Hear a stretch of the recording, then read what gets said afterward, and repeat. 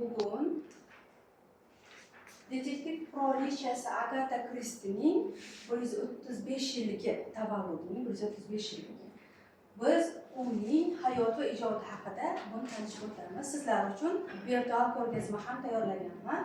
Demak, ingliz yozuvchisi Agata Kristi 1890 va 1976-yillar oralig'ida yashab ijod etgan. Eng ko'p o'qiladigan yozuvchilar sirasiga kirib, uning asarlari shu vaqtgacha 100 dan ziyod tilda milliarddan ko'p nusxalarda nashr qilingan ekan. Uning kitoblari G'arbda Bibliya kitobi va Shekspir asarlaridan keyin 3-o'rinda turadi. Agata Kristi 60 dan ortiq detektiv roman, 6 ta psixologik roman, 19 ta hikoyalar to'plami va 16 ta pyesa muallifidir. Agata Kristi nomi o'z vaqtida ko'pchilik eshitmagan, detektiv ishqibozlari ayol yozuvchi yozgan kitoblarini hadeb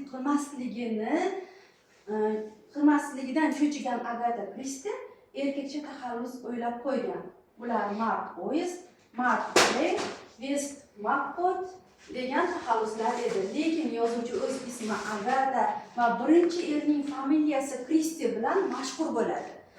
O'zining asl familiyasi esa Agata Mary Clarissa Miller edi. Birinchi erining xiyonatidan so'ng Agata Kristining turmushi buzilib, keyinchalik ikkinchi marta turmush qurgan va Agata Mellaunga aylangan. U psixologik romanlarni West Macbeth nomi bilan yozgan.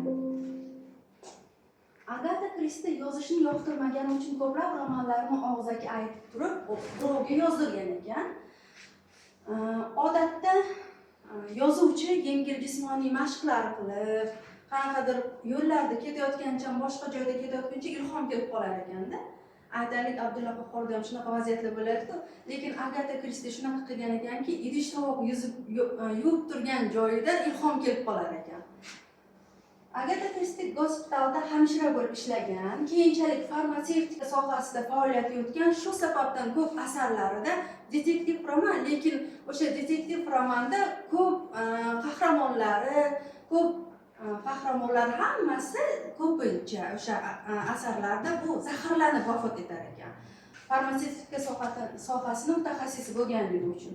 Agata Kristining ikkinchi turmush o'rtog'i arxeolog bo'lgan. Shu sababli u ko'plab shaharlarda, davlatlarda sayohatga borgan. Turkiyada, Suriyada, Iroqda va Istanbulda.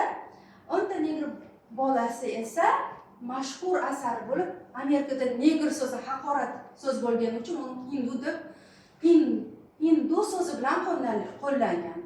10 ta negr bolasi romani asosida Buyuk Britaniyada mini serial suratga olinganda, mini serial nomi hech kim qolmadi deb qo'yishgan. Chunki 10 ta negr bolasi men o'zim sevimli filmim. Agar ko'rgan bo'lsanglar, juda qiziqarli, haqiqatdan hammasi qirilib ketadi. O'sha orolda birma-bir yo'q qilinadi.